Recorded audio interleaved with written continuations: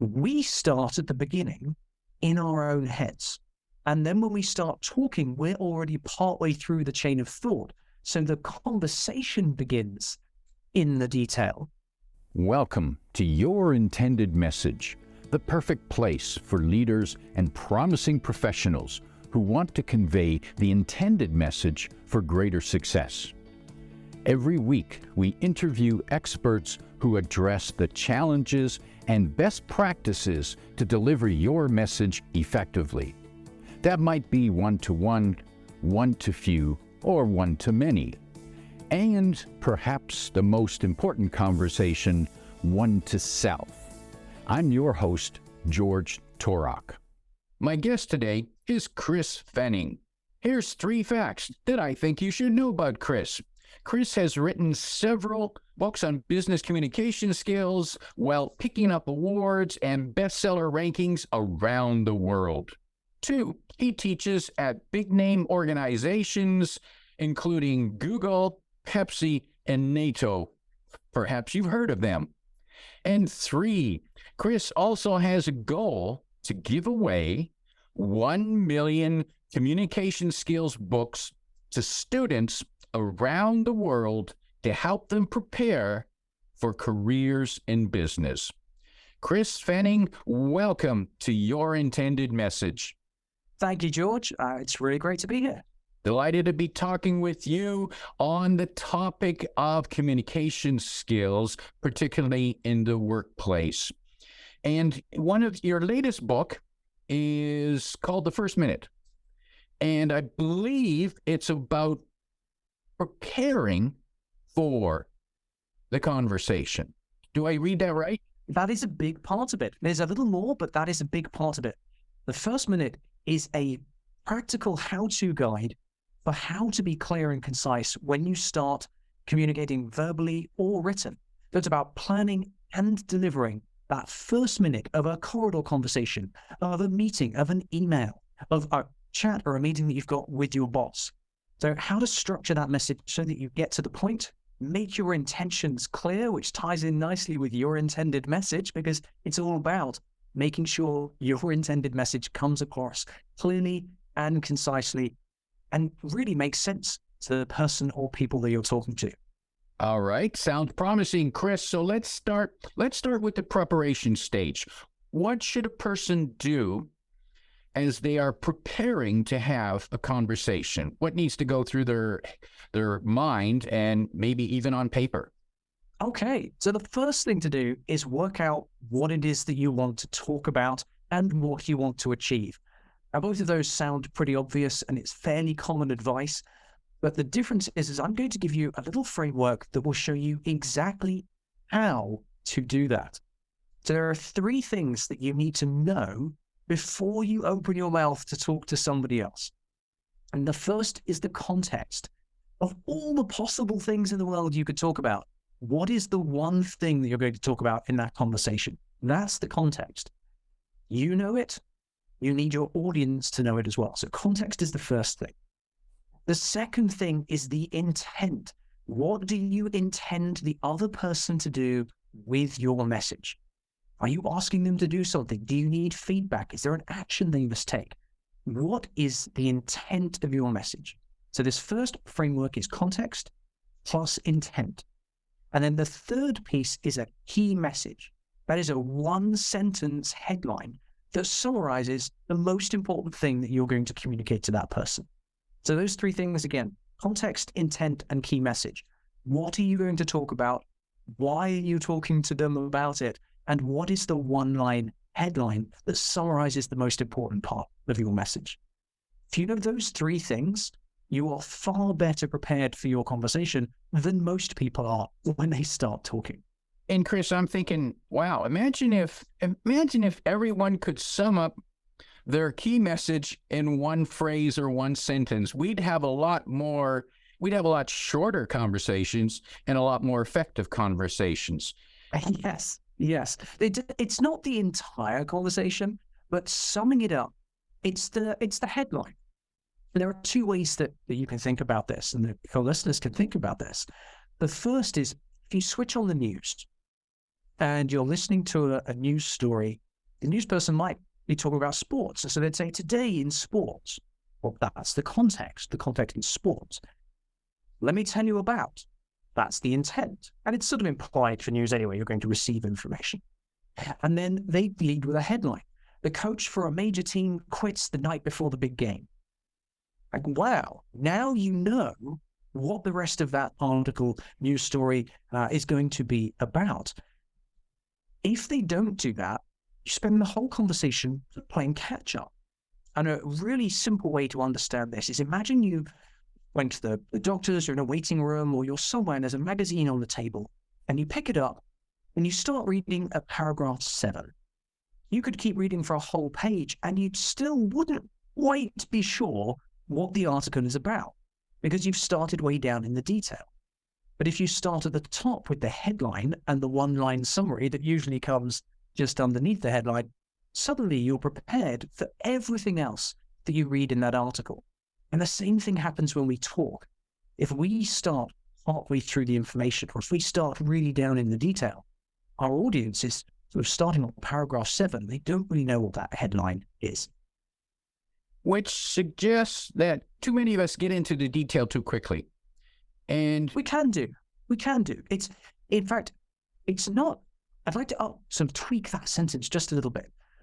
We start at the beginning in our own heads. And then when we start talking, we're already partway through the chain of thought. So the conversation begins in the detail, even though we've begun with what we want to talk about in our heads. We've been preparing, we see the person, I want to talk, George, I want to talk to you about this topic. And so I walk up to you and I start talking, but I've had the first 30 seconds of the conversation in my head, so I jump into the detail. And it's realizing that disconnect between us starting our own internal monologue conversation and starting that interaction with another person. And that's when the plot starts again. You have to sort of begin again there. Now, is it also, I've noticed, and tell me if this is what you found, that people, if too much information, too much backstory, too much detail, when somewhere buried in there is the message, but it gets lost because of all this other nonsense. How do we get past that? Oh, yes. Well, that is the second technique in the book. So there are 2 techniques. The first one is called framing, and that's what we just talked about, the context, intent, and key message. That by itself, by the way, will help you get to the point more clearly, skip out the backstory, and so on. In the news example I just gave with the sports team, the newscaster doesn't start with, 4 months ago, this thing happened and someone wasn't happy and there was a debate and let me tell you about the steps that were taken and now the head coach has quit. They don't start with that. There's a phrase in journalism which is don't bury the lead. And the same thing is true when we're talking to other people at work. Don't bury the lead, lead with it. Lead with the most important thing. So doing that, using framing, will help you get to the point quickly and avoid sort of all that story. But the second technique is a 3-line way to summarize anything. Absolutely anything can be summarized in 3 lines. And if you do it using this little framework, I'll tell you in a moment, if you do it using this framework, your conversations are almost always future-looking, forward-looking, solution-focused, and not dwelling on the past and going through that backstory and regurgitating all of the steps that were taken up to that point. Would you like to hear what the framework is? You've teased us, Chris. You've got to let us know. Well, in next week's episode, we'll look into that. I'm just going to... The method is called a structured summary, and it has 3 parts. As you may be able to tell by now, I like 3-part frameworks because they're simple. And this structured summary is called GPS, Goal, Problem, Solution. And anything that we want to talk about at work can be summarized by stating the goal, the problem, and the solution. Now, the reason this works so well is you're telling a story. You've probably heard it, I'm assuming, George, you've heard that telling stories is a good thing, and it's quite a popular method, and I can see you're smiling away there. Yeah. storytelling is one of the in things at the moment for how to communicate well. And one of the challenges with storytelling overall is it's complicated to learn how to structure a story. There are lots of parts, and you need to remember that and then fit the information in. Well, goal problem solution is one of the simplest ways to tell a story. But George, I need to talk to you about something. I'm trying to achieve X. That's my goal. The problem I'm having is Y. It's the problem. What I'd like to do next is, now I'm talking about the solution. So in all of my sort of summary right there, 3 lines, here's what I'm trying to achieve. Here's what's standing between me and achieving it. It's the problem. And here's what we're going to do next. That is the same as the story in any book or movie. There's a character, a protagonist who wants to achieve something. There's a bunch of things that get in the way and they have to solve them. It's a series of goal, problem, solution, mini stories that tie together into something big. But you can tell a story using goal, problem, solution, and you can summarize anything. I just gave you a really generic example about I'm trying to achieve X, the problem is Y. But I once heard this done to describe why we should continue funding the International Space Station. And it was summarized in 3 lines. And can I tell you a story for a minute or two? You bet. I want to find out why we should throw more money into space. Okay.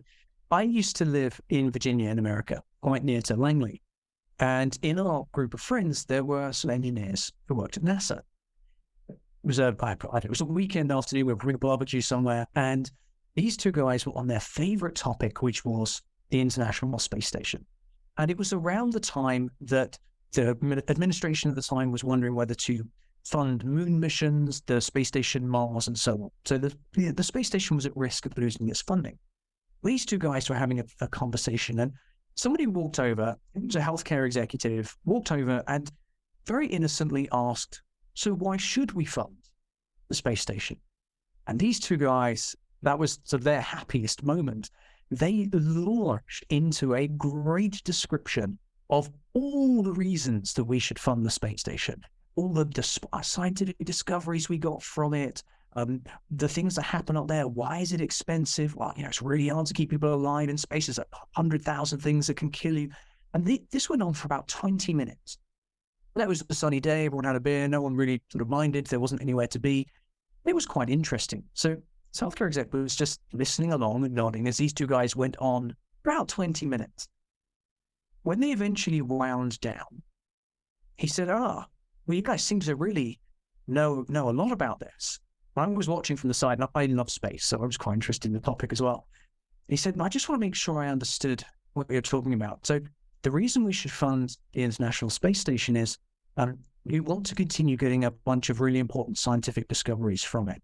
The problem is, space is dangerous and it can kill you, and so there's it's expensive, and it's a long way away. So it costs a lot of money to get people there and then keep them alive. But the solution to all this is keep funding the space station, because otherwise we won't get these discoveries. And the guys went, wow, it's a lot more complicated than that, but yeah. And what he'd done was summarize their 20-minute barrage of detailed information. Said the goal is scientific discoveries, furtherment of mankind. The problem is far away, expensive, difficult to keep people alive. The solution to achieving that goal is keep funding the space station. Goal, problem, solution. And in 3 lines, he summed up their entire sort of discussion. And he got a mini round of applause from the other people who were around. And everyone's other folks who sort of joined halfway through said, oh yeah, that makes a lot more sense now. Okay, yeah, I get it. Yeah. Goal, problem, solution. And my guess is that listeners might want to run every conversation or presentation through that test of goal, problem, solution. Yes, absolutely. When you're summarizing something, and almost everything we talk about at work is a summary, there's no way we could possibly give a blow-by-blow account of absolutely everything that we do. So whatever we talk about, we're summarizing something. And so if you're trying to get a point across, you should summarize it. And you should use goal, problem, solution so people understand the whole picture. You know what you're trying to achieve, but does your audience? So again, we're coming back to framing that conversation and saying, all right, folks, just so we're aware, the thing we're talking about is trying to achieve project X or outcome, blah, blah, blah. We're trying to increase revenue for next month, or we're trying to reduce the amount of customers that leave. The problems we're facing are 1, 2, and 3. Let's talk about the solutions. And then you make sure everybody is focused on that end goal.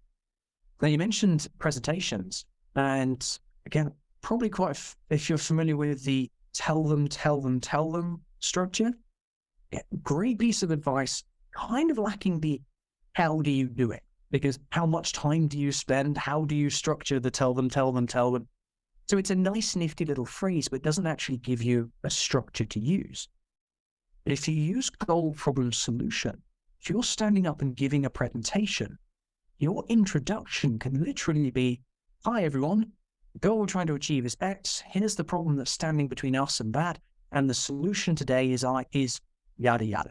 And maybe you need to find a solution, or you're choosing between two, or you're reporting on a solution that's already been put in place. There could be some variations there, but your introduction can be 3 lines. Goal, problem, solution. Then you get into the meat of the presentation, and you'll either spend more time on the goal or on the problem or on the solution, depending what you're trying to achieve with that presentation, that you can still structure your main body using those 3 pieces. And then at the end, when you wrap it up, guess what? You're summarizing everything. You're saying, so we wanted to achieve this was the problem, and here's what we all learned or did today. Goal, problem, solution. And that's your tell them. You do 3 versions of goal, problem, solution as you go through. And Chris, what I'm seeing there is if you start your presentation with goal, problem, solution, and then go into the detail, one, if they buy into the goal, problem, solution, they're more likely to listen to the detail. But if you dive into the detail too early, too quick, they don't even know what you're talking about yet. Yes, exactly right. It's like, it would be like if you started doing a jigsaw puzzle and you just pulled a piece out of the bag and held it up and started talking about one of the individual pieces of the puzzle, rather than taking a moment to say, here's the whole picture, here are the edges, now let's get into the middle bit. Too often when we communicate, we've done that first bit in our heads. We talked about this earlier. We've done that first bit in our heads. We say, well, of course, everybody knows this, so I will start with the detail. That's the most important part. But we forget that we have to set the scene. We have to get everyone's attention. When we start talking to someone, they're thinking about literally anything else other than the topic we want to talk about. And in those first few seconds, we have to get their attention, focus them on a particular topic, and begin them on the path of the conversation we want to be on. And that's what framing does with context, intent, and key message. And the reality is when you have a message that you want to get out, whether it's in a conversation or a presentation, you've been thinking about it and it's raging in your head. And if anyone could actually look inside your head, they'd see this mess going on. But to you, it makes perfect sense because you've spent so much time. And so now you come to someone else and you want to get what's in your head into theirs, but they're on another planet. They don't even. Yes. What? Where are you coming from? Yeah. Absolutely. There's a little image I use when I train, which is 2 people facing each other. One has a speech bubble with perfectly concentric circles in it, and the other has a speech bubble with a tangled knot of just lines all twisted up. And that's also all too often what happens. We think that, first of all, what's in our heads is nice and organized and neat. Second of all, what comes out of our mouths is organized and neat. And what most people receive is this garbled piece. And partly because we don't set the scene to begin with. It comes back to, there's a zoom in, zoom out component. Like if you were giving someone directions to a restaurant and you said, oh, you turn left at the park bench at the end of this road to go then round this corner over there, they might not know what town you're talking about. So when you start giving directions, you sort of zoom out to begin with and say, oh, well, first of all, go to this region of town and find this intersection, and then you get increasingly more detail. And if they're still a bit lost, you can zoom out even further and go, oh, you don't know that region? All right, so I'm talking about this city, and it's in the north of the city, and then near the stadium. Now let's get into the detail. you sort of have to do that zoom in and out to find the points of reference that people know. The same thing is true for a conversation. It's a map towards a particular destination that you're trying to get to. So give people that first zoomed out, sort of click the minus button on Google Earth and go all the way out. You go, okay, which continent are we starting with? We're starting with this company, that goal, this project, and then zoom in to the thing that you want to talk about in particular. Chris, as you're explaining this, I'm a visual thinker, so I'm seeing geographic imagery analogy here. One with the zooming out and the zooming in, and two, by starting with the goal, problem, solution. That's like a mini map of where the conversation's going. Yes, it is. Each one of those is a waypoint on that map. So much so that when I communicate, and I've worked in companies for 20 years before I started teaching communications, and I found I would actually use those words, the goal, problem, solution, and use those words when I was talking. So we've got a group together, we were talking about a particular project or a problem that needed solving. I'd say, all right, folks, the goal we're trying to achieve is some of the problems, or the problem that we're facing, the problem we need to solve for is X. And what we'd like to do for the solution is blah, blah, blah. And so they became waypoints for me. And when I was learning this process, if I went into a meeting or a discussion, or I had a chance to use a notepad with me, I'd just write GPS up in the top corner of the pad. This is something that the listeners can do if they're wondering how to implement this.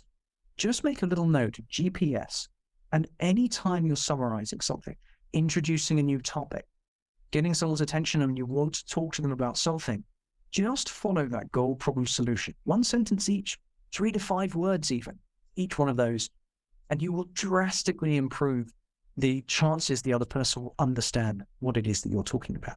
GPS, easy to remember. And Chris, I noticed something else that you did as we were talking there. At a couple points there, you hinted what could come next, and then you asked if it was okay to tell me what comes next. And is that a good way of checking in with people? Yes, it is. Yes, it absolutely is. There's something, this is in the book, in the First Minute book, there's something called the validation checkpoint.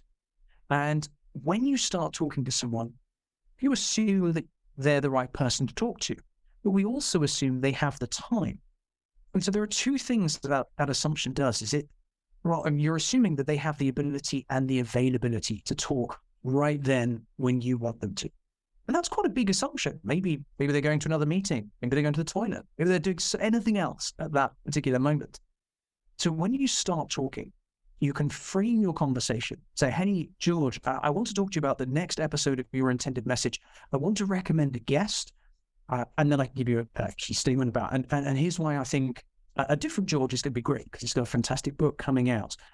If you have a minute to talk right now, and then you can say yes or no. I give you a way out, an exit clause, rather than trapping you in the conversation. And if I was going to ask you about, so George, I'm actually looking for a guest for a show of my own.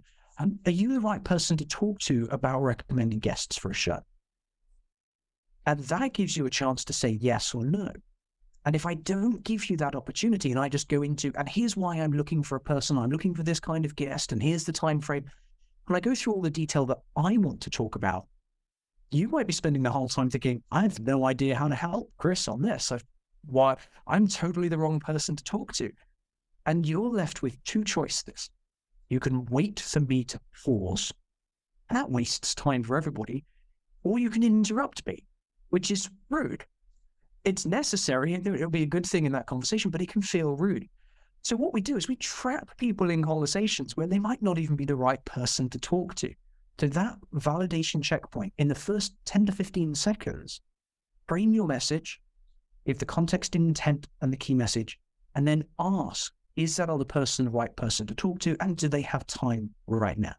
And Chris, tell me, how do we put together, so first we talked about framing, context, intent, and key message, and then we talked about the GPS. How do we blend them together? How does that work? Is it one or the other, or is one within the other? It's both. It's one followed by the other. Always frame, and then sometimes the framing is enough for a conversation. If it's a very short conversation, you just have one question, the key message might be that question. But if it's a bigger topic, you frame and then you add role, problem, solution, and then you have your conversation. So it's one followed by the other. The common question at this point tends to be, well, isn't there some repetition in there? And the answer is yes, and it's good repetition. If I was repeating exactly the same words, I'd sound a bit odd, a bit parrot-like, and people might be thinking, well, you actually said the same thing twice there. But when you use goal, problem, solution, it's not the exact same words as in the framing. It's an expansion of them. And what that does is it iterates the message. It's another cycle through the message, but it's an expanded message with more information. So we give a very, very short headline, introduction of 3 lines with the framing. We then can use more words to expand the topic and add new information. There's overlap, but it reinforces the message. And then we can go into the conversation. Chris, what other, and people who want to know more about your book, the first minute, they can find the link in the description below. But what else, what other gems will they get from that? Well, in addition to framing and structured summary, we also talked about the validation checkpoint and the time check. There's also a third section in the book that covers how to use these techniques in interviews, meetings, escalations, status updates. So these methods are applicable in almost all work conversations. And so there's a great section in the book about how to apply those things. It's a very practical book. I was personally looking for a specific how to be clear and concise, because I have a tendency to run long. At that time, I really struggled with getting to the point and not just going on and on. So I was looking for a literal formula. And that's what the book is. This book provides the formula for clear and concise. There's also links to a bunch of freebie downloads, extra tools and templates, and so on. And how does emotion play into this?